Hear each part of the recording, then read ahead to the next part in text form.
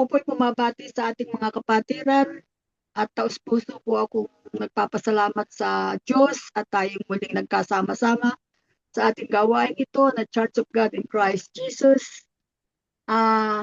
Tayo po ay makipag-isa sa mga magandang balita ng ating Panginoon at ito po ay ating isabuhay, isa po at upang tayo ay makamta natin ang magandang kinabukasan natin sa Diyos at higit sa lahat sa ating mga adhikain sa buhay. Ngayon po ay ating aanyayahan ang ating kapatid na si Sister Merly sa kanyang opening prayer.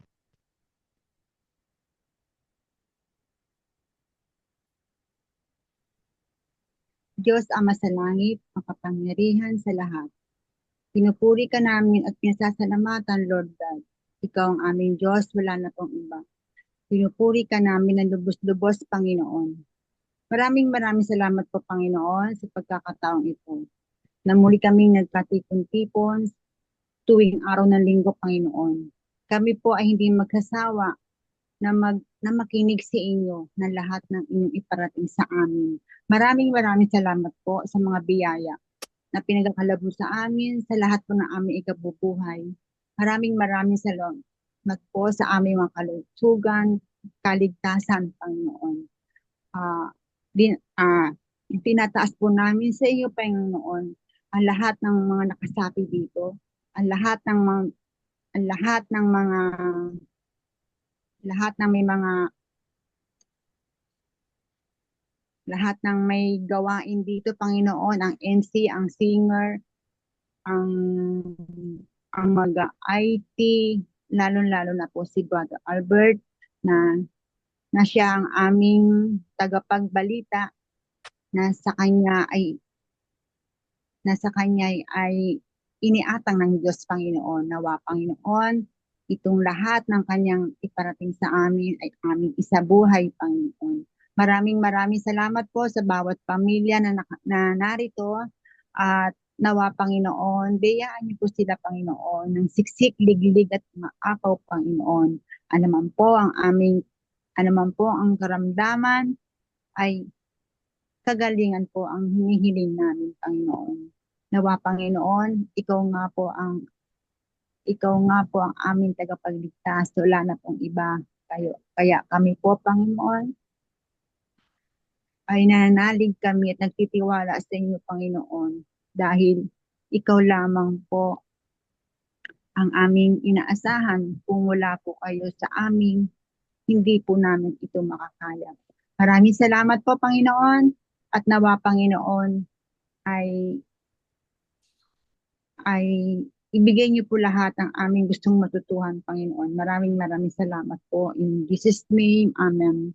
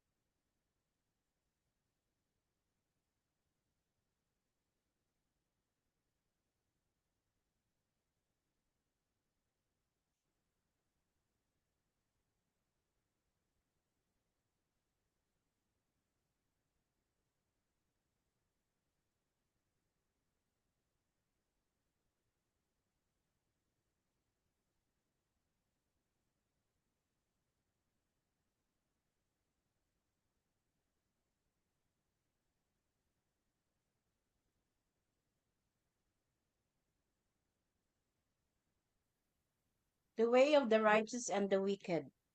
Blessed is the man who walks not in the counsel of the wicked, nor stands in the way of the sinners, nor sits in the seat of scoffers, but his delight is in the law of the Lord, and in his law he meditates day and night.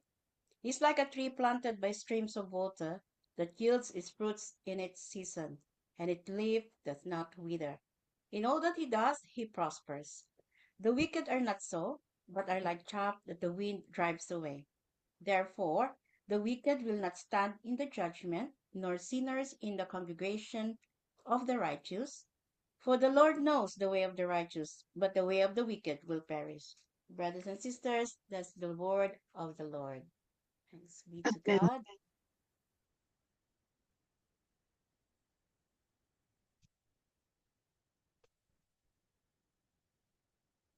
Ngayon naman po ay ating aanyayahan ang ating kapatid na si Brother Randy sa kanyang pagbibigay ng kanyang ah, inspirational talk at nawa sa kanyang mga sasabihin tayo may makapulot ng magandang aral ayon sa kanyang tunay na buhay. Marami pong salamat.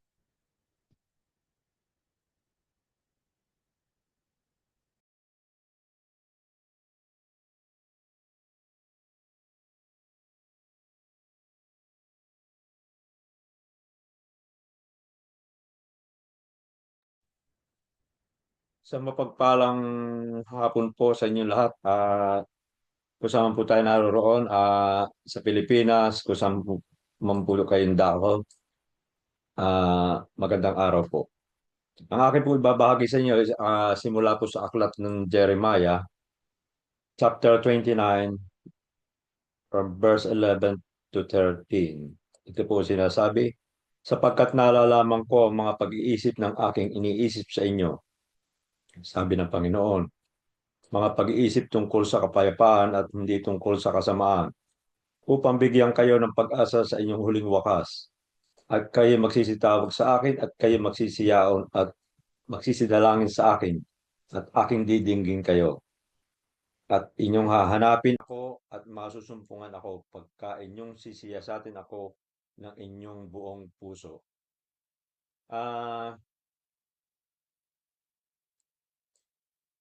ako po ay naniniwala sa sinasabing ito sa aklat nito ng Jeremiah sapagkat hindi po man natin banggitin o ilabas sa ating bibig ang ating mga ninanais ay alam na po ng Diyos ang ating iniisip sapagkat siya lang po nakakabasa ng puso at isip. At sa akin pong karanasan, ako po ay dumaan doon sa panahon na hindi ko po nakikilala ang Panginoon. Although ako po ay lumaki or pumasok sa isang Catholic school, ngunit hindi po ako ganun ka-active sa simbahan. At talagang pag siya po ay nagplano sa atin, kagaya po namin, ah, wala po kaming pinlano sa buhay noong kami po ay wala pa sa gawain, kung hindi ang isa lamang po ang plano namin na makaraos kami sa buhay, maitaguyod namin yung aming mga anak. Ngunit iba po ang ipinagkaloob sa amin ng Panginoon. Ito nga po, sa katunayan, ah, kami po ay naririto sa aming kinalalagyan ngayon. Ito po ay wala sa aming plano, hindi po namin kagustuhan. Ngunit sa tulong po ng Panginoon, ay kami po ay dinala niya rito sa lugar na ito. Ngunit noong po kami naririto na sa lugar na ito, kami po sa 20 taon namin, ay yung pong masasabi ko po, yung unang 16 na taon, ay talagang kami po ay maraming mga pagsubok ang dumaan sa buhay. Ngayon na lang po kami nagkakaroon ng, ika nga po nakakaraos-raos ng kaunti, financially sa mga problema, sa pamilya, siguro naman po hindi lingid sa inyo yung mga pinagdaanan namin. Nandiyan po yung kung akin pong i-recall nung pong back 2017 halos kami bawian ng buhay doon sa aksidenteng aming tinamo. At same time po may mga problema kami sa aming mga anak. Ngunit sa patuloy po namin na magsunod o pakikinig ng kanyang mga banal na salita at pagsasabuhay nito, ay lahat po ng mga pagsubok sa amin ay nagdamaan sa amin ng lampasan po namin na ito nga po sa ngayon.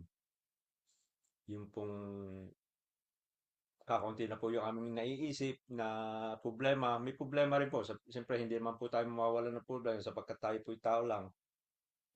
At lahat po ng ika nga po rito, at kayo magsisitawag sa akin at kayo magsisiyaon at magsisidalangin sa akin, akin didingin kayo. Ito po ay kung doon po sa aming karanasan na pagsunod sa Kanya ay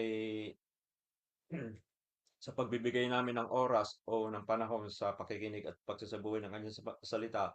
Lahat po ng dalangin namin noong matagal na panahon ay Kanya pong ipinagkakaloob sa ngayon.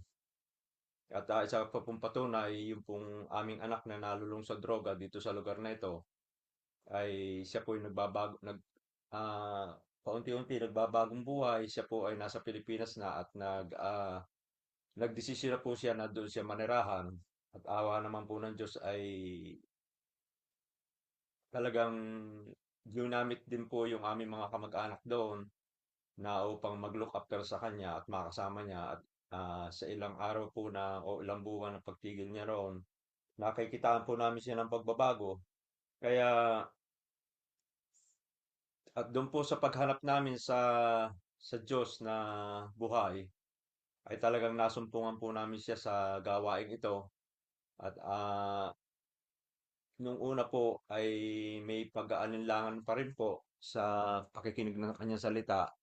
Ngunit ito po rin po yung nakasulat sa Mateo 6. Doon po sa Mateo 6 sa verse 33 na pag inuna nating hanapin ang kanyang kaharian at ang kanyang katwiran, ay talagang lahat ng bagay ay ipagkakaloob niya sa atin. Kagaya nga po ng aking karanasan, ah, unti-unti ko pong na liliwanagan yung mga salita niyang ipinagkakaloob sa atin, sa amin. At maaari ko pong masabi na tayo po sa mga tinawag dito sa Church of God ay napakaswerte po natin sapagkat pagdating po ng panahon na ang ating Panginoon Heso Kristo ay sa kanyang pagbabalik ay hindi na po tayo hahatulan sapagkat tayo po habang nakikinig at nagsasabuhay ng kanyang mga salita ay hinahatulan na. Kaya doon po sa ating mga kapatiran na medyo ika nga po ay dinadaanan ng problema na siguro po ay hindi pa nila kuminsan hindi nila matanggap bakit sila pinagdadaanan pa rin ng gano'n. Pero ika nga po pare-pareho, hindi po tayo pare-pareho ng pananampalataya. Kaya ang akin pong payo sa ating ibang mga kapatid na may mga mabibigat na problema, wag po tayong bibitaw. Patuloy po tayong makinig ng salita ng Diyos, magbasa po tayo ng Biblia, pagnilayan po natin at kung kinakailangan natin isabuhay at dapat naman po ay talagang isabuhay natin yung mga salita ng Diyos na ating napapakinggan.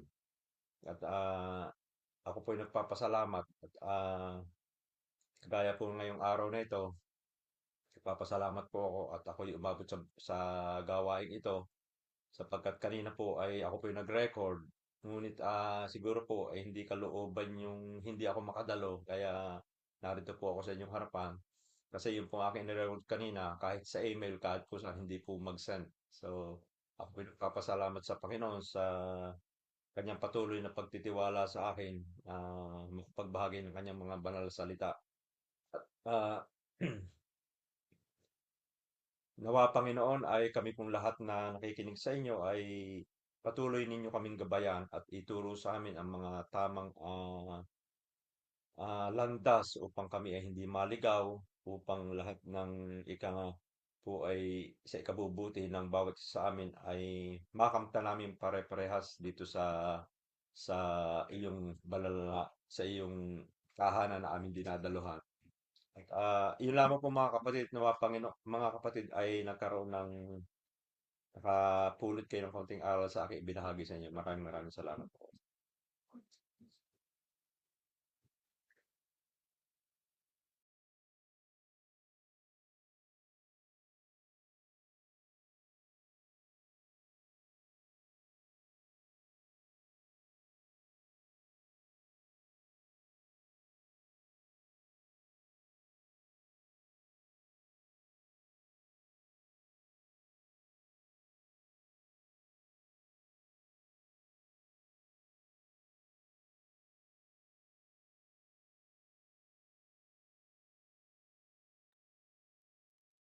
Tatawagin ang ating mahal na kapatid na si Brother Albert na siyang aming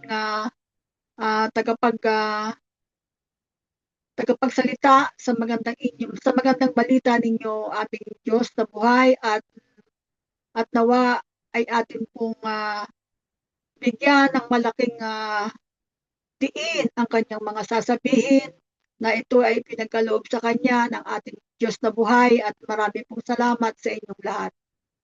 Brother Albert, kayo na po ang susunod. Amen.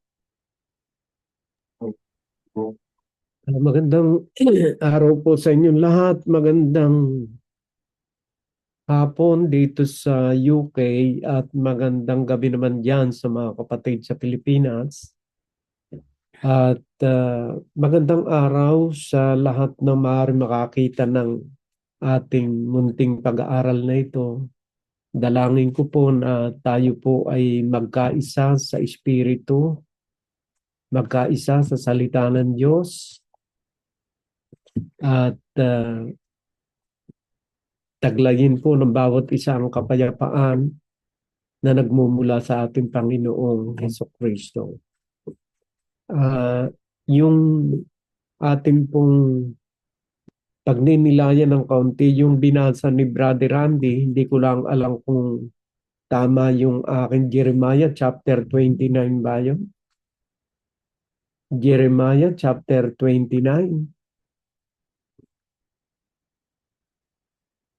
Verse, ano ba yun? 9? 29 verse 11 po. Ayun. Jeremiah chapter 29 verse 11 hanggang 13. Ayan. Maganda yung kanyang paliwanag dahil talagang ang Diyos may plano sa bawat isa sa atin. Sabi nga rito, for I know the plans I have for you, declares the Lord. Ano po ba yung plano ng Diyos sa atin? Plans for welfare. Pagka po sinabing welfare, ay yung ikabubuti. Kung ating pong titingnan sa diksyonaryo, ang welfare, the health, happiness, and fortunes of a person or group. So maganda yung kahulugan ng ibig sabihin ng Diyos dito, na ito pala ang plano niya sa atin. Sabi rito sa verse 11, for I know the plans I have for you. Long time ago, bago pa tayo ipinanganak, ay meron ng plano ng Diyos sa bawat isa sa atin. Na yung planong yun sabi nga rito, declares the Lord, plans for welfare. Para sa ikabubuti natin yung plano ng Diyos. Kasi lahat ng mabuti, sa Diyos yun eh. Lahat naman ng masama, kay Satanas yun. Kasi dalawang puwersa naglalaban sa isang tao. Kumbaga man may plano ang Diyos na mabuti para sa tao, ay kung minsan nahahadlangan ng kalaban. Kasi natuturuan ng kasamaan naman ng tao nung kabilang panig. Pero ang plano po ng Diyos, malaon na yung panahon na ibinigay sa atin eh. Ano po ba yung plano ng Diyos? na sinasabi rito. Ang sabi po ng Diyos, ganito po ang plano ng Diyos sa aklat po ng Efeso 2:10. Yan na nga po ang plano ng Diyos. Ito. Ang sabi po ng Diyos ay ganito, for we are His workmanship, created in Christ Jesus for good works. Yung mabubuting gawa po pala, which God prepared beforehand that we should walk in them. Ano po ba yung good works na ating susundan, na inihanda ng Diyos para sa bawat isa na dapat niyang maging way of life, yung lakaran way of life, na dapat na maging way of life, yung kanyang ebanghelyo, yung kanyang kautusan. Yun po yung malaunang panahong inihanda ng Diyos sa bawat isa sa atin, na napakagandang plano nga niya, plans for welfare, para sa ikabubuti ng bawat isa. Kasi yung salita po ng Diyos, bago pa tayo ipanganak, ito'y salita na eh. At yung salitang ito ng Diyos, dapat maikapit natin sa ating pang-araw-araw na buhay. Kasi ito'y malaunang panahong inihanda ng Diyos sa bawat isa sa atin. 2,000 years ago, idiniklarahan ang ating Panginoon Jesucristo itong plano niyang ito sa bawat isa sa atin. Ang hinihingi lang ng Diyos, kailangang sundin natin. Makisanib tayo doon sa mabubuting katuruan niya at itakwil natin yung masama. O basahin natin doon sa aklat ng Roma, chapter 2, verse 9. Ito po sinasabi. Roma, ba?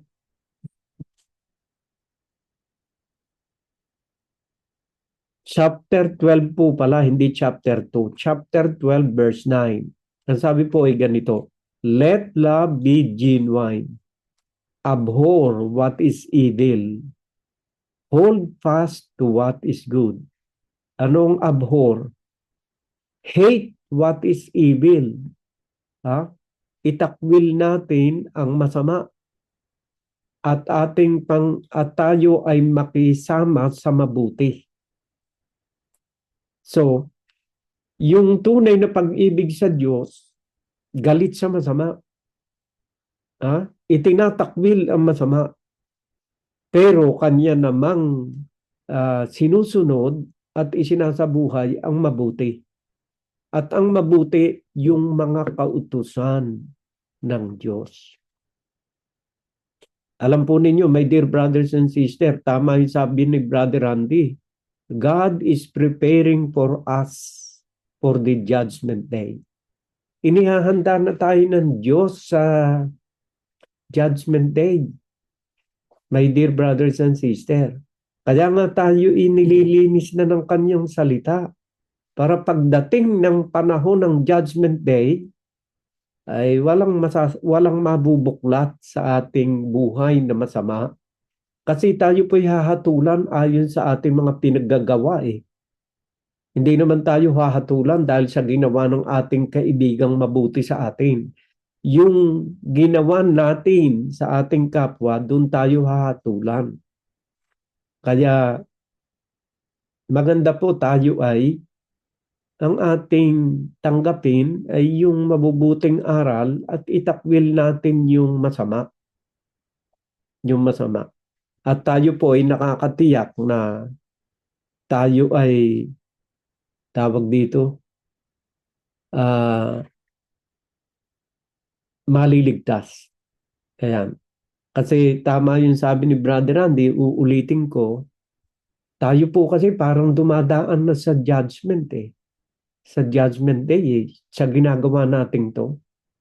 Dito po sa aklat ng 1 Peter chapter 4 verse 17, ito po ang sabi ni San Pedro, for it is time for judgment to begin at the household of God. And if it begins with us, what will be the outcome for those who do not obey the gospel of God? Sabi rito, for it is time for judgment to begin at the household of God. Ay sino po ba yung household of God? Sino po ba yung household of God? Basahin po natin dito sa aklat ng 1 Timothy chapter 3 verse 16. Ito po sinasabi. Verse 15 po pala. Sino po ba yung tinatawag na dinadjudge na ng Diyos yung household of God? Sino po ba yun? Ano po ba yung household of God?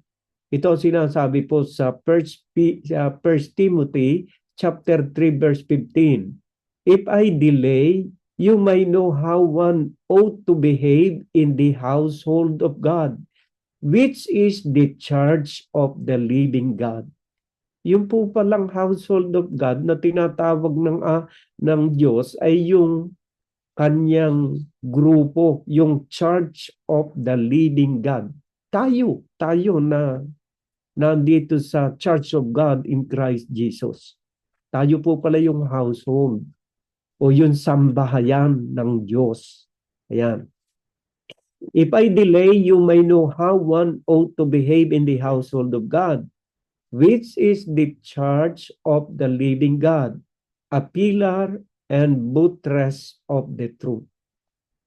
So malinaw po na yung po palang household of God ay walang iba kundi tayo na naririto sa kanyang iglesia, sa iglesia ng Diyos. At diyan po nagsisimula ang judgment.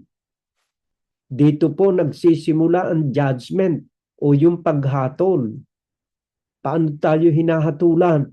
Sa pamamagitan po ng kanyang mga banal na salita, God is preparing for us in the coming judgment of God.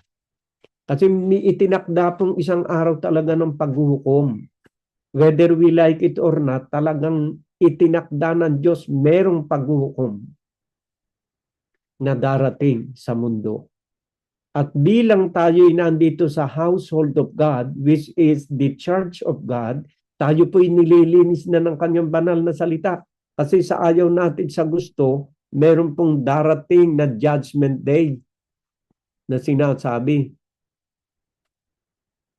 Ang sabi po rito sa aklat ng Acts o sa aklat ng Gawa, chapter 17 verse 31, meron pong isang araw na paghatol. Ang sabi rito, because he has fixed a day on which he will judge the world in righteousness by a man whom he has appointed, and of this he has given assurance to all by raising him from the dead. Ang magiging judge po ay walang iba kundi yung ating Panginoong Jesucristo. At ang paghatol niya ay sa katuwiran. Ano po ba yung katuwiran? Kaya nga sabi ni Brother Randy, seek ye first His kingdom and righteousness. Ano po ba yung righteousness? Yung righteousness, yun ang mga kautusan ng Diyos. Yun ang katuwiran ng Diyos na dapat nating lakaran. Dahil iyon din ang ipanghahatol niya pagdating ng Judgment Day. He will judge the world in righteousness. According to what is written in the Bible, ang kanyang paghatol. Sinunod ba natin ang utos ng Diyos na maging tapat sa asawa? Sinunod ba natin ang utos ng Diyos na tayo maging mabuting anak sa ating mga magulang? Sinunod ba natin ang utos ng Diyos na huwag kang magiging malupit sa iyong asawa? Sinunod ba natin ang utos ng Diyos na dapat palakihin natin sa aral ng Diyos ang ating mga anak? Sinunod ba natin ang mga kautusan ng Diyos na huwag kang papatay, huwag kang mangangalunya, huwag kang maninirang puri? Napakarami pong kautusan ng Diyos na nais ng Diyos na ikapit sa bawat miyembro ng kanyang sambahayan. Bakit po? Kasi merong itinakdang isang araw na tayo'y hahatulan sa righteousness. The same word of God ang ating kakaharapin pagdating ng Judgment Day. Basahin po natin sa aklat ng Revelation chapter 20 from verse 12. Ito po sinasabi. And I saw the dead, great and small, standing before the throne, and books were open. Marami itong books. Isipin po ninyo yung books na bubuksan na itong righteousness of God. From Genesis to Apocalypse. Marami pong books yun. At yan po yung ating pinag-aaralan ngayon upang ating maisabuhay at linisin tayo ng kanyang mga banal na salita. Kasi ang tunay pong panlinis ay hindi yung magsasabon ka ng katawan. Ang pagdating po sa spiritual na paglilinis, salita po ng Diyos ang panglinis. Ayan, ang sabi po rito, and I saw the dead, great and small, standing before the throne, and books were open. Ano po ba yung books na yan? Yung New Testament, yung Ebanghelyo ni Kristo. Yan po yung mga nakasaad sa Matthew, Marcos, Luke, Acts, 1 Corinthians, 2 Corinthians, lahat po ng books hanggang Revelation. Yan po'y bubuksan muli sa ating harapan upang doon ay tayo'y hatulan kung nasunod natin yung bawat hinihingi ng kautusan ni Kristo kung nasunod natin. Doon tayo hatulan. Books were open. Bubuksan yan. At doon kayo magugulat. Yung palang Biblia na itinatabi mo lang, yung palang Biblia na yung ini-ignore, yung Biblia na kung minsan nakikita ko pa nga yung ibang Biblia sa basurahan. Ay yun din pala ang may kapangyarihan, yun din pala ang babasahin sa atin pagdating ng Judgment Day. Ayan, sabi rito, and I saw the dead, great and small, standing before the throne. And books were open. Then another book, mayroon pang isang libro. Pero ito hindi na books. Book. At ano po yung isang aklat na yon? Na bawat isa sa atin meron nun? Book of Life. My dear brothers and sisters. Doon isinusulat mula Monday hanggang Sunday kung nakasunod ka doon sa mga nakasaad doon sa maraming aklat ng Biblia. Kung nakasunod ka. Ayan. Then another book was open, which is the book of life. Kaya nakalagay doon, nung Lunes, ikaw ay nagalit. Nasampal mo yung iyong asawa. Martes, nakipagkita ka sa kalaguyo mo. Nakasulat po lahat yun eh. Kaya ang desisyon ng Diyos, napakabilis, madali. Ngayon, maswerte po tayo, pinahihiram pa tayo ng buhay ng Diyos. Ibig sabihin, maisasaayos pa natin ang ating buhay na dapat nating samantalahin. At makilala natin ang napakagandang plano ng Diyos sa ating buhay. Kasi kung darating po yung katapusan, ay tayo po maaaring magkahiwa-hiwalay eh. After ng judgment eh. Ganito po kasi magiging senaryo eh.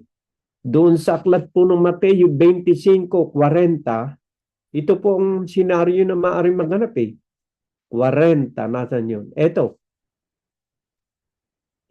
Matthew chapter 25 verse 40, and the king will answer them, truly I say to you, as you did it to one of the least of these, my brothers, you did it to me.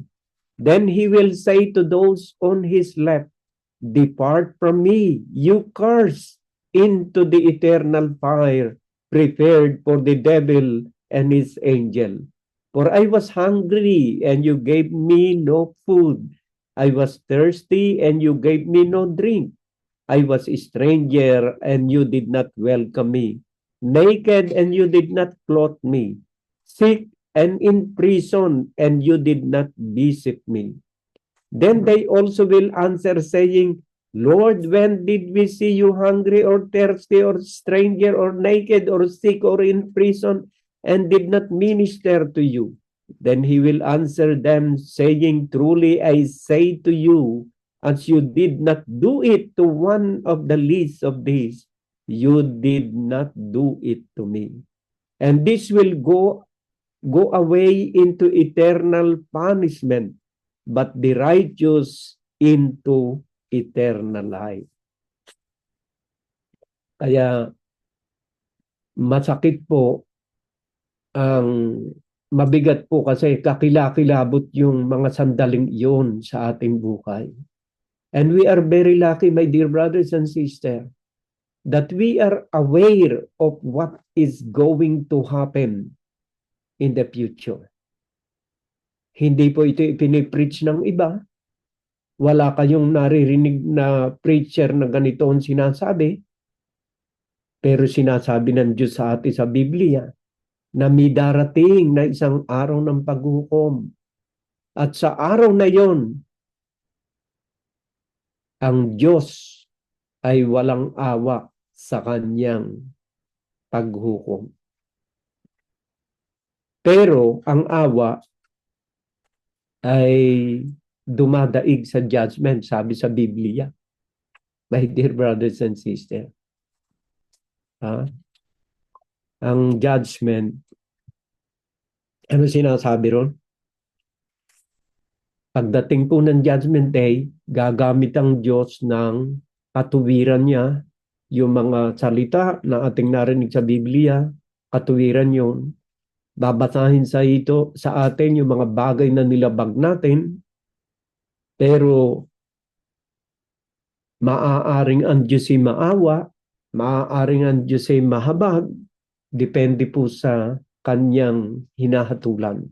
Kaya sabi po rito sa aklat ng James chapter 13, for judgment is without mercy. Wala palang awa yung judgment. For judgment is without mercy to one who has shown no mercy. Kapag ka ikaw ay walang awa, hindi ka rin kaaawaan ng Diyos. Mercy triumphs over judgment. Ay baka mabuklat ng Diyos sa iyong book of life na ikaw ay naging mahabagin, maawain. Ay sa halip na ikaw mapapunta sa apoy, mapapalipat ka rin sa eternal life. Bakit po? Kasi utos ni Kristo yung pagiging mahabagin eh. Pagiging maawain, utos niya yon. Bakit? Pag maawain ka, kaaawaan ka rin. Pag mahabagin ka, kahabagan ka rin. Kaya sabi rito, mercy triumphs over judgment. Kasi utos po yun ni Kristo eh. Na tayo maging mahabagin. Sabi rito, babasahin ko sa inyo, para tayo'y mabless. Sa aklat po ng Matthew chapter 5 from verse 3, ito sinasabi, Blessed are the poor in spirit, for theirs is the kingdom of heaven. Blessed are those who mourn, for they shall be comforted. Blessed are the meek, for they shall inherit the earth. Blessed are those who hunger and thirst for righteousness. Pagka ikaw ay sabik na sabik lagi sa salita ng Diyos, kinauuhawan mo at gutom na gutom ka sa salita ng Diyos at isinasa buhay mo. Blessed are those who hunger and thirst for righteousness. Righteousness, yung mga salita ng Diyos. For they shall be satisfied. Blessed are the merciful. Kaya nga po yung pagiging mahabagin, importante po yun eh. Ang mga Kristiyano po, mahabagin. Pinapractice nila yung habag. Marunong maawa. Kaya nga po kahit ang bulsa ng Kristiyano bukas sa pagtulong sa kanyang kapwa, mahabagin po ang mga Kristiyano. Kaya naman pagdating ng Judgment Day, yung iyong pagiging mahabagin ay aanihin mo, my dear brothers and sisters, kahabagan ka rin ng Diyos. Blessed are the merciful, for they shall receive mercy. Blessed are the pure in heart, for they shall see God. Blessed are the peacemaker, for they shall be called sons of God. Blessed are those who are persecuted for righteousness' sake, for theirs is the kingdom of heaven. Blessed are you when others revile you and persecute you and utter all kinds of evil against you falsely on my account. Rejoice and be glad, for your reward is great in heaven, for so they persecuted the prophets who were before you. So my dear brothers and sisters, itong mga kautosang ito ng Diyos, yung mga sinasabing ito ng Diyos, madadat na natin yan during the judgment day. Kaya be merciful, be compassionate, sapagkat for being compassionate, our compassionate God will acquit you during the judgment day. Utos po yan at tayo'y nakatitiyak yan. Ang nagsalita po dito ay walang iba kundi ang Diyos. At ano po yung katangian ng Diyos na pwede nating panghawakan ang kanyang mga banal na salita? Ano po yung katangian ng Diyos na itong mga sinasabi niyang ito pwede nating panghawakan? Sa aklat po ng Titus, chapter 1, verse 3, ito po sinasabi. Verse 2. Sa aklat po ng Titus, chapter 1, verse 2. In hope of eternal life, which God, who never lies, promised before ages began. Mapanghahawakan po natin ang mga salitang ito ng ating Panginoon Jesucristo dahil ang Diyos po ay hindi maaring magsinungaling. Kapag sinabi po ng Diyos, totoo po yun. Huwag na po nating questionin kung bakit niya sinabi. Sinabi niya, kung tayo'y magdadasal, huwag yung paulit-ulit na panalangin. Totoo po yun kasi hindi nagsisinungaling ang Diyos. Pag sinabi niya, huwag kang yuyukod sa mga bagay na nilikha ng kamay ng tao, totoo po yun, my dear brothers and sisters. Huwag na kayong magalit dahil ang Diyos na ating pinaniniwalaan sa Biblia, hindi maaring magsinungaling. Kaya nga po hindi lahat pala ng bagay ay posible sa Diyos. Di ba sinasabi natin, walang imposible sa Diyos, meron pong imposible. Meron palang bagay na imposible sa Diyos na hindi niya kayang gawain. At ano yun? Yung magsinungaling. Basahin po natin sa aklat ng Hebrew chapter 6 verse 18. Ang sabi po ay ganito. So that by two unchangeable things in which it is impossible for God to lie. Napaka-imposible po palang magsinungaling ang Diyos. In which it is impossible for God to lie. We who had fled for refuge might have a strong encouragement to hold fast to the hope set before us. So talagang may pag-asa tayo sa kaligtasang iniaalok ng ating Panginoon Jesucristo. Imposible po pala sa Diyos na siya'y magsinungaling. Kaya pala tama ang sabi sa aklat ng Proverbs chapter 8 verse 8. Proverbs chapter 8 verse 8. Ang sabi po ay ganito. All the words of my mouth are righteous. There is nothing twisted or crooked in them. Mapanghahawakan natin dahil ang Diyos imposibleng magsinungaling. Kaya pag sinabi ng Diyos, paniwalaan natin, panghawakan natin. Pag sinabi ng Diyos, huwag kang maglalasing, huwag kang maglasing. Panghawakan natin. Pag sinabi ng Diyos, huwag kang makiapid, huwag kang makikiapid. Panghawakan natin. Kaligtasan na naghihintay sa ating mga kaluluwa.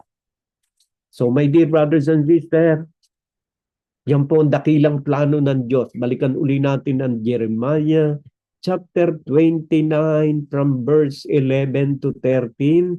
For I know the plans I have for you, declares the Lord. plans for welfare. Ay talagang lahat po yun sa ikabubuti natin.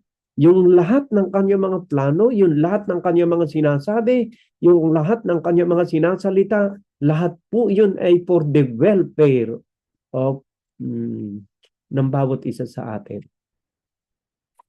Plans for welfare and not for evil. Hindi masama. Wala pong masamang layunin o plano ang Diyos sa buhay ng bawat isa sa atin. Kapag sinunod po natin ng walang pag-aalinlangan ng kanyang mga banal na salita, magkakaroon tayo na magiging tigapagmana tayo ng buhay na walang hanggan. Ang sabi rito, plans for welfare and not for evil, to give you a future and hope. Anong future na naghihintay sa atin? Future at pag-asa. Kinabukasan at pag-asa. Ano naghihintay sa atin? Eternal life, my dear brothers and sisters. Then you will call upon me and come and pray to me, and I will hear you. You will seek me and find me when you seek me with all your heart. Ang utos ng Diyos, hanapin natin siya ng buong puso.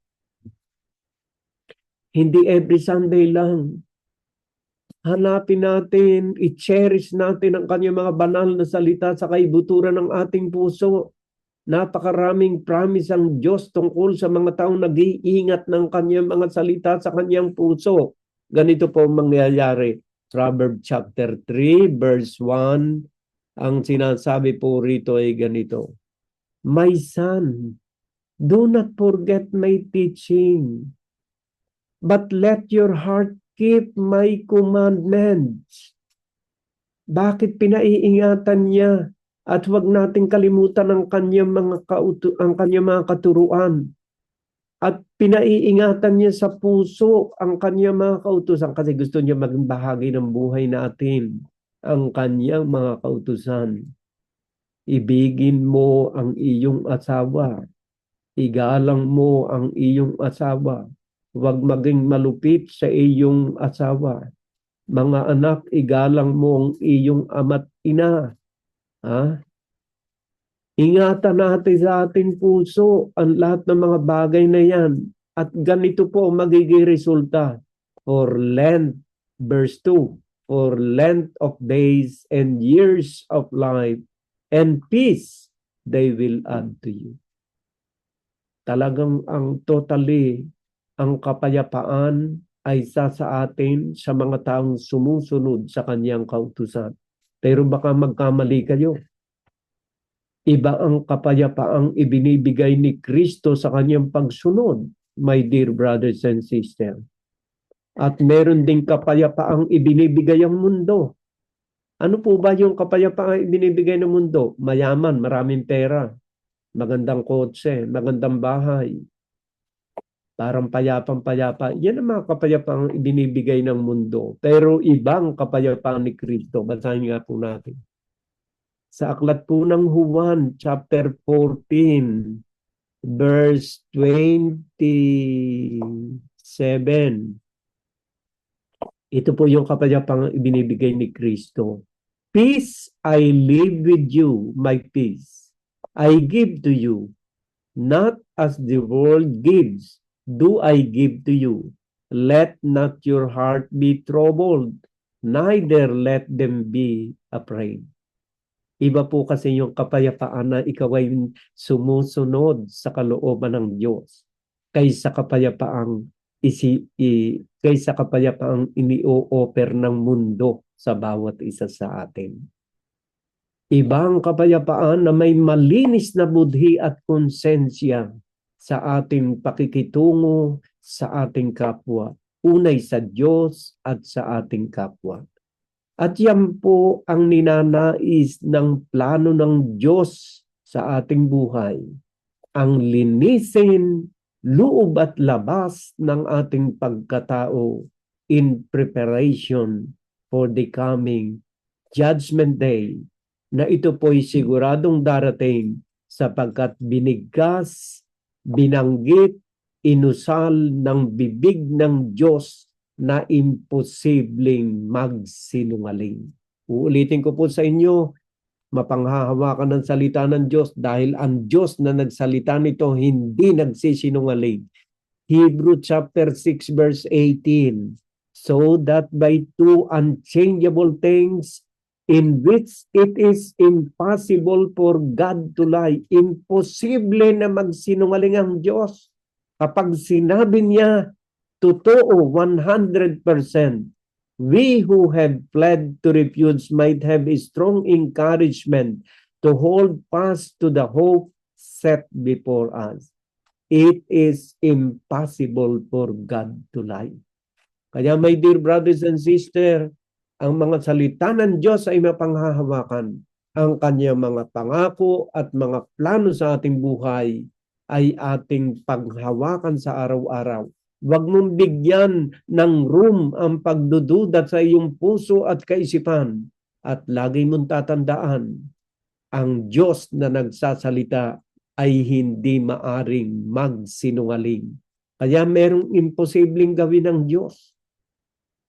Nasabi natin, lahat ay posible sa Diyos. Hindi po totoo yun. Merong imposible sa Diyos. At ang imposible sa Diyos, ang siya'y magsinungaling. So my dear brothers and sisters, Titus 1:2, uulitin ko rin sa inyo, Titus 1:2, in hope of eternal life, which God who never lies, never, from the time immemorial, nasagi ko yung ilaw, from the time immemorial up to the present time, in hope of eternal life, which God who never lies promised before the ages began.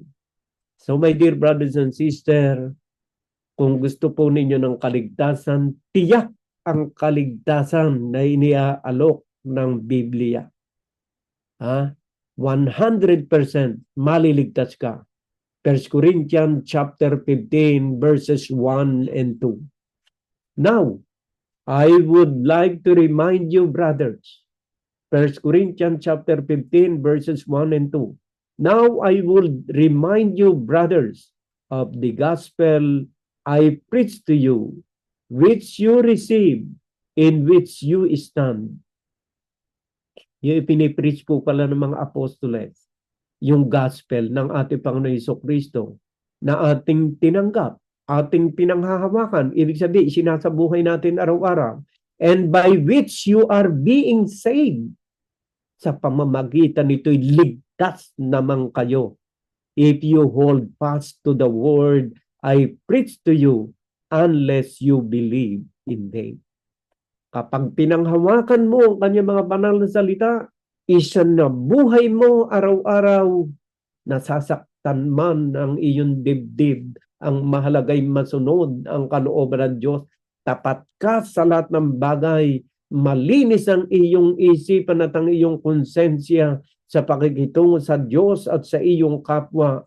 My dear brothers and sisters, ang gospel ng Panginoon Jesucristo ay isang kapangyarihan ng mga Kristiyano para maitiyak ang kaligtasan ng kanyang kaluluwa. Roma chapter 1 verse 16, ito po sinasabi, for I am not ashamed of the gospel, for it is the power of God for salvation. Yung ating pinag-aaralang mga salitang ito ng ating Panginoon Jesucristo, kapangyarihan ng Diyos sa ating ikaliligtas kung ating isasabuhay.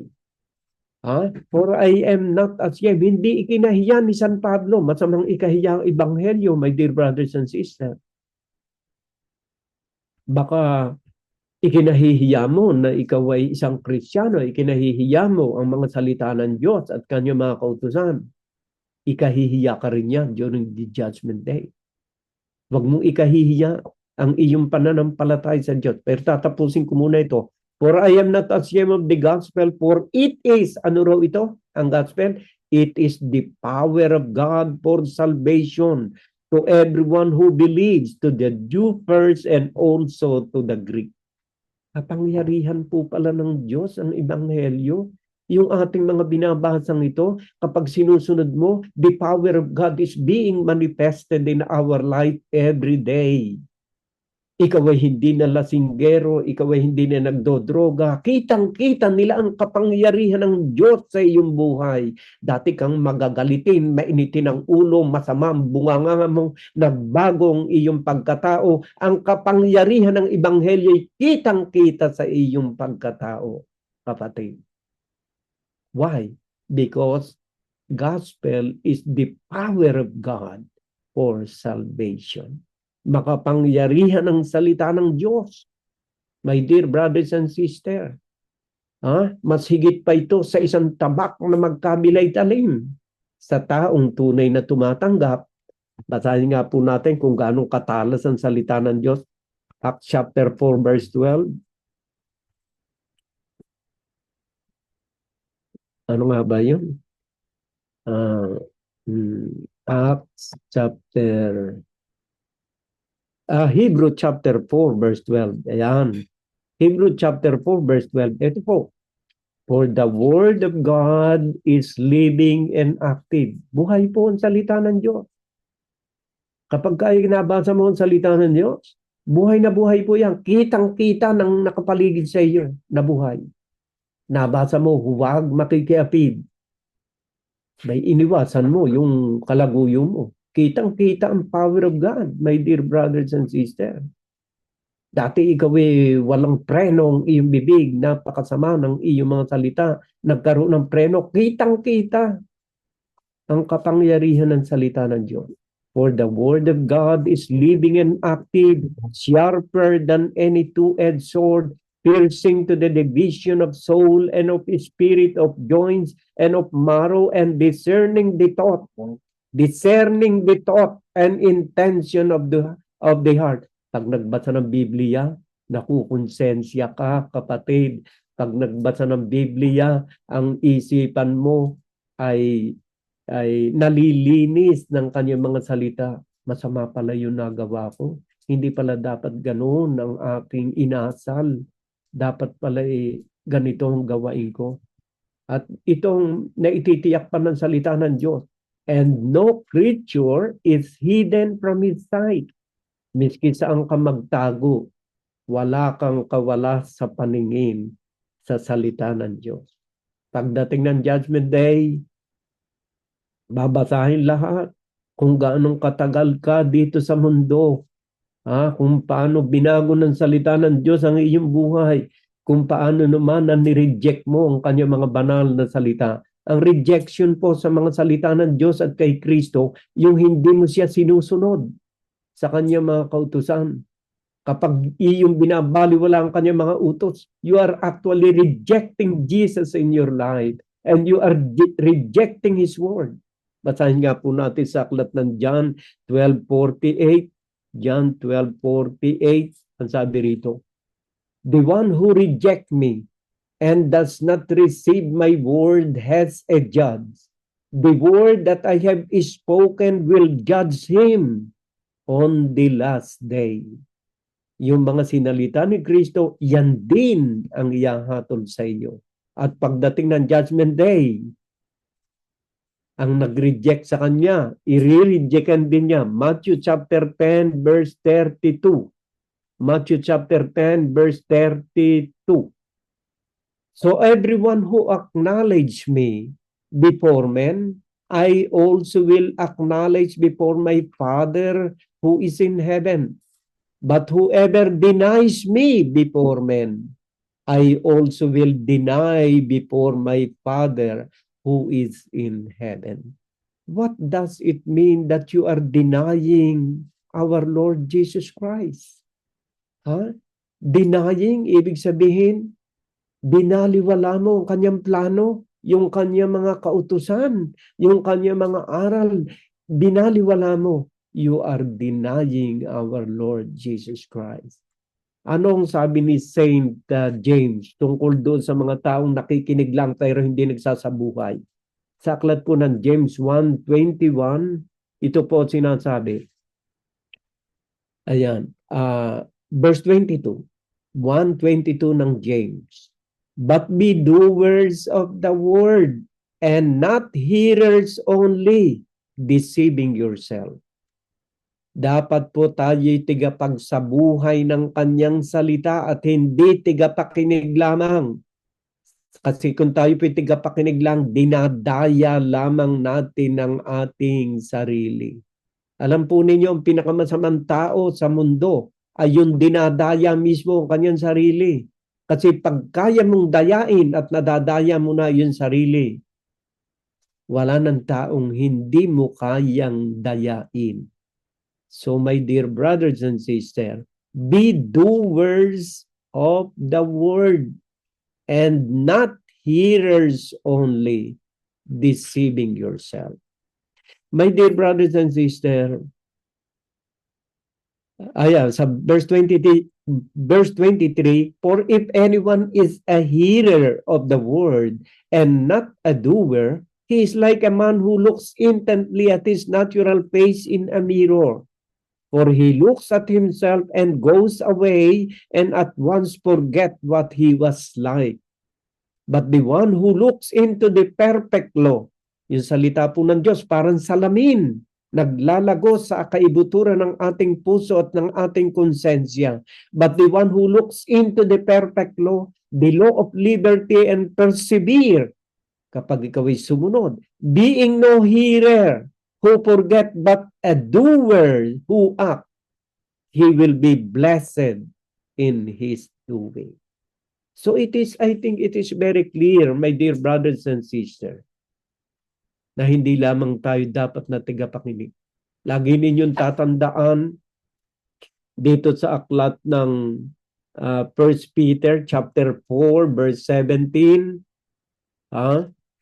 for it is time for judgment to begin in the household of God. And what is the household of God? The church of God in Christ Jesus. Tayo ang household ng Diyos. And if it begins with us, what will be the outcome for those who do not obey the gospel of God? My dear brothers and sisters, tunay na napakalaki ng pagmamahal ng Diyos sa bawat isa sa atin. Ang mga aral na ito ng salita ng Diyos, hindi ninyo naririnig sa iba. But we are very lucky that God is in the midst of us, is speaking directly to our heart, to our mind, and telling each and every one of us, be doers of the word. Sapagkat kung hindi po tayo tigaganap ng kanyang salita, dinadaya lamang natin ang ating sarili. We are only wasting our time.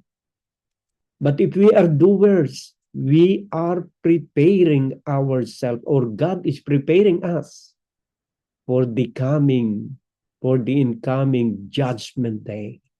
Hindi natin malalatsahan ang galit ng Diyos, sapagkat ngayon pa man, nilinis na tayo ng kanyang mga banal na salita at nakatitiyak tayo na ang gospel ng ating Panginoon Jesucristo kung ating susundin ay maghahatid sa atin sa buhay na walang hanggan. At lagi ninyong tatandaan ngayong araw na ito, natutunan natin na ang Diyos na ating binabasa ang kanyang mga salita ay imposible na magsinungaling.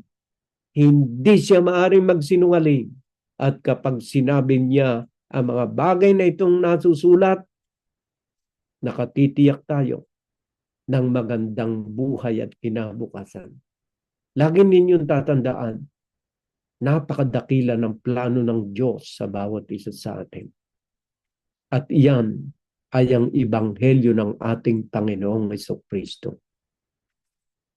May the love and peace from our Lord Jesus Christ and from our God the Father be with us today and in the days to come.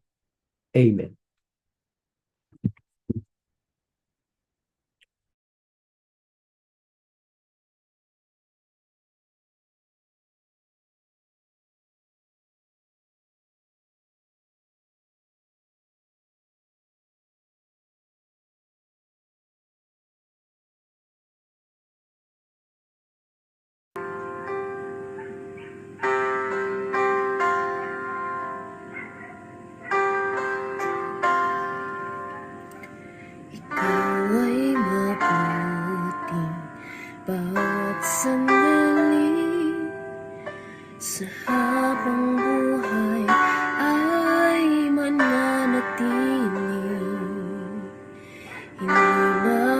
mapapawi o may kukubli, maging sa dilim ng gabi. Sandigang matibay ang iyong pangako, lakas at pag-asa ng aking puso. Hindi na mabilang pagkakataon, patunay ng katapatan mo sa dalamhati at sa kabiguan, sa pagluha ng pusong nasugatan, sa pagsubok na iyong pinahintulutan. Salamat, Panginoon, sa katugunan sa aking dalangin, sa kalakasan sa'yo nanggagaling, sa pagtuturo at pagtutuwid mo sa akin. Salamat, Panginoon. Salamat.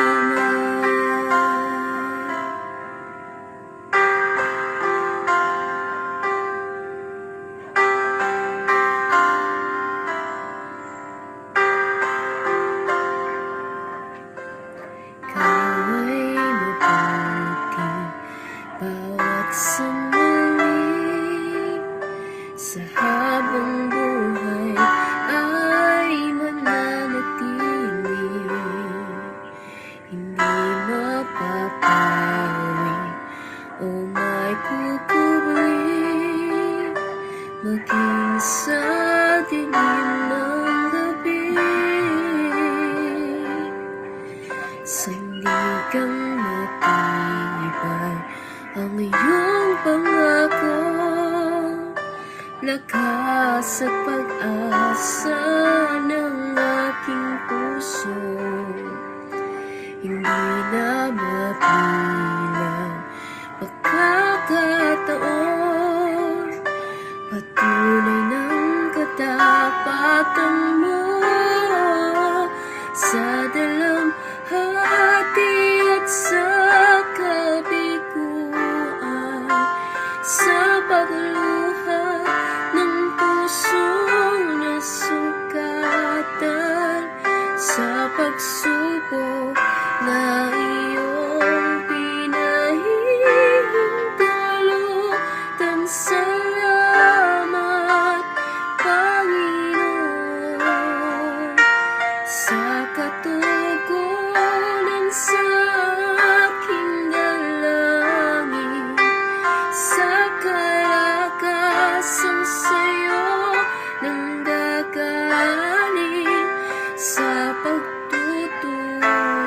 at pagtutuwid mo sa akin.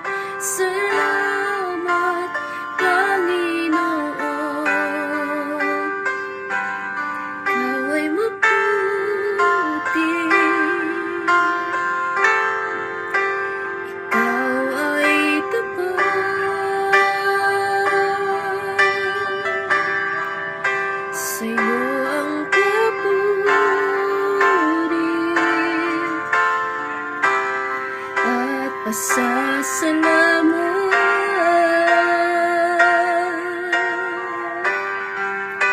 Ikaw ay mabuti,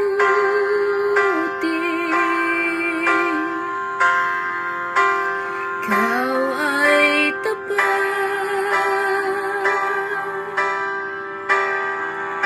sa'yo ang papuri at pasasalamat.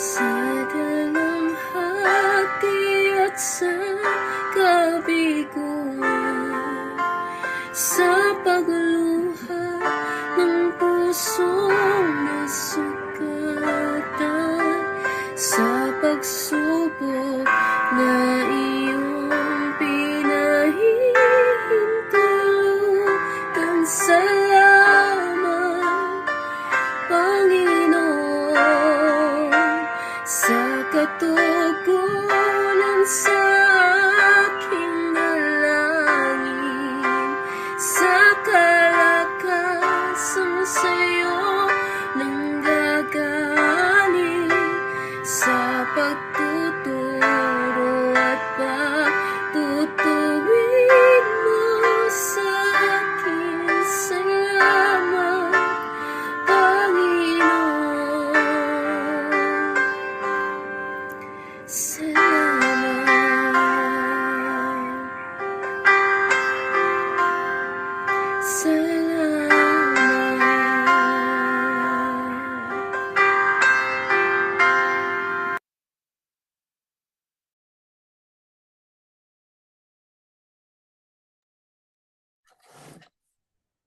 Diyos Ama na makapangyarihan sa lahat, maraming salamat po, Panginoon, sa araw na ito, Panginoon. At muli na naman po namin nagampanan, Panginoon, ang aming minimithi tuwing linggo, Panginoon, na makarinig ng inyong mga banal na salita, Panginoon. Maraming salamat po, Lord, sa paggabay sa amin, Panginoon, pag-akay ninyo sa amin, Panginoon, na para makinig ng inyong mga banal na salita, Lord.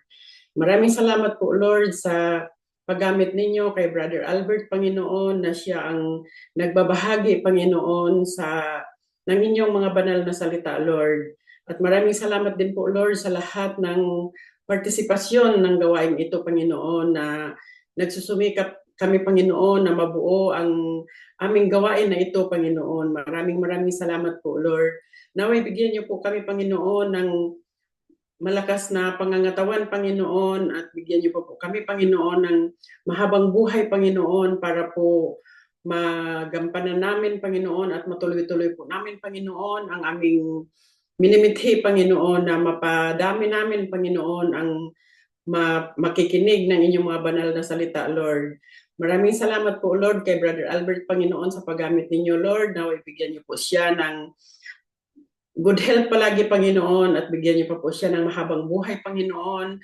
Ilayo niyo po siya sa mga kapahamakan, Lord, pati na po, Lord, ang kanyang may bahay na si Sister Lita, Panginoon.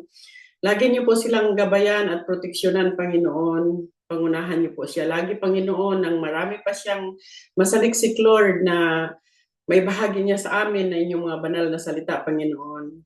Gabayan at proteksyonan niyo po siya, Panginoon, sampu ng kanilang buong pamilya, Lord. Maraming salamat po, Lord, sa palaging pagbibigay ninyo sa amin ng pagpapaalala ninyo sa amin, Panginoon, sa araw na ito, Panginoon.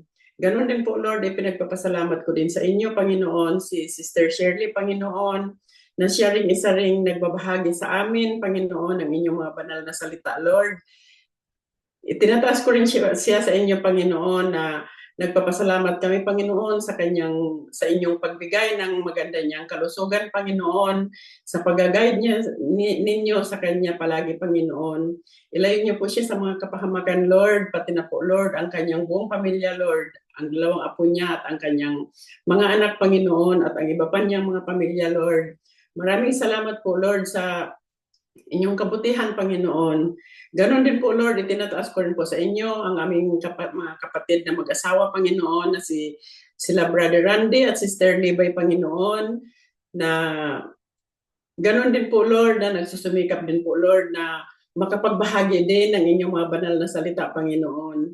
Ganon din po, Lord, naway gabayan niyo sila lagi, Panginoon. Ilayo niyo sila sa mga kapahamakan, Lord. Bigyan niyo po sila lagi ng good health, Panginoon. Sampu ng kanilang buong pamilya, Panginoon.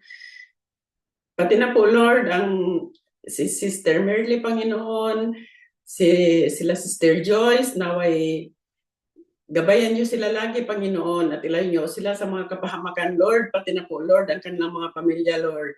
Itinataas ko rin po sa inyo, Panginoon, si Sister Amor, si Brother Archie, at ang kanilang anak, Panginoon. Naway lumaki na malusog, Panginoon, at malayo sa sakit, Lord. At lumaki na may takot sa inyo, Panginoon. Pati na gabayan at proteksyonan niyo po sila, Panginoon, pati na po ang kanilang buong pamilya, Lord. Lord, ganon din po, Lord, ang aking buong pamilya, Lord.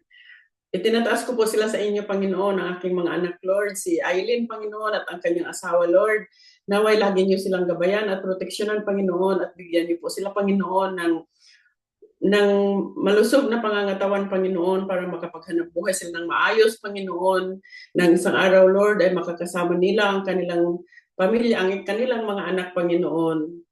Pati na po, Lord, itinataas ko rin po sa inyo ang aking anak na sila, si Cheryl, at ang kanyang asawa na si Leo, Panginoon.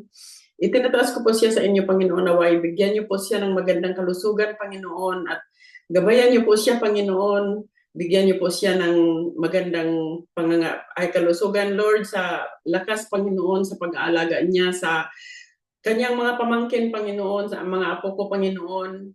Naway tuloy-tuloy po, Panginoon, ang pag-aalaga niya, Panginoon, magandang pag-aalaga niya sa aking mga apo, Panginoon. Ilayo niyo po sila sa kapahamakan, Panginoon.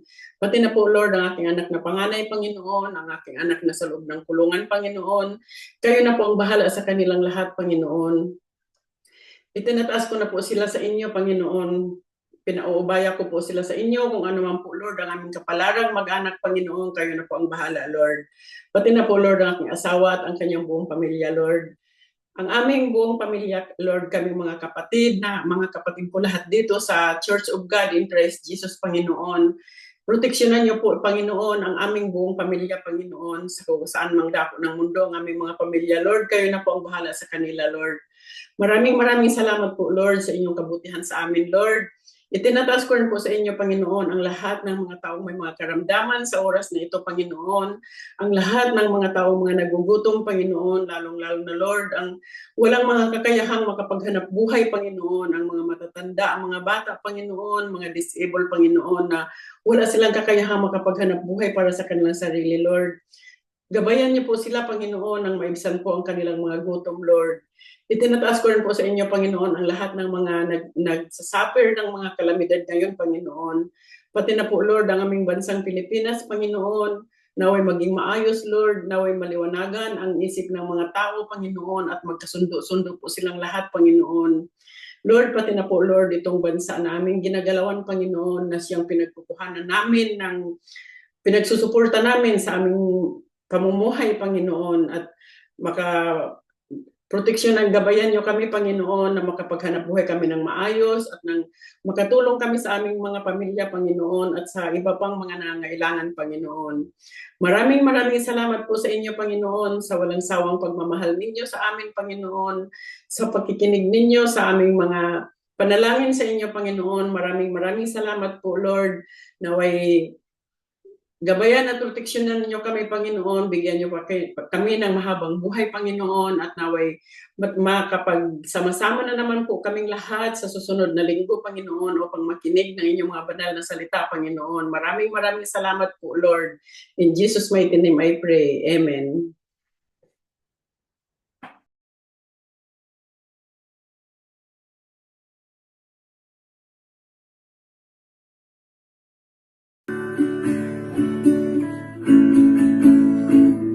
Come before you today, and there's just one thing that I want to say. Thank you, Lord. Thank you, Lord, for all you've given to me, for all the blessings that I cannot see. Thank you, Lord. Thank you, Lord. With a grateful heart, with a song of praise, with an outstretched arm, I bless your name. Thank you, Lord. I just want to thank you, Lord. Thank you, Lord. I just want to thank you, Lord. Thank you, Lord. For all you've done in my life, you took my darkness and gave me your light. Thank you, Lord.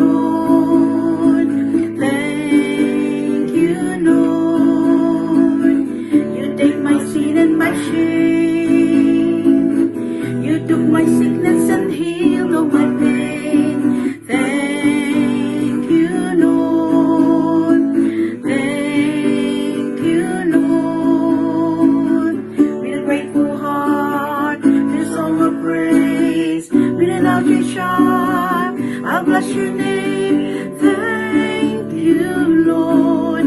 I just want to thank you, Lord. Thank you, Lord. I just want to thank you, Lord. Thank you, Lord.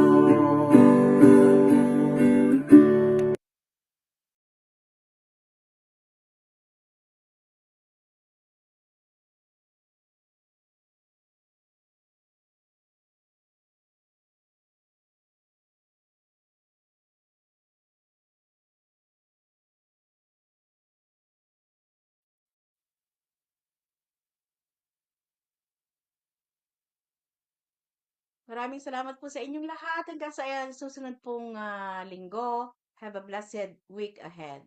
God bless us all.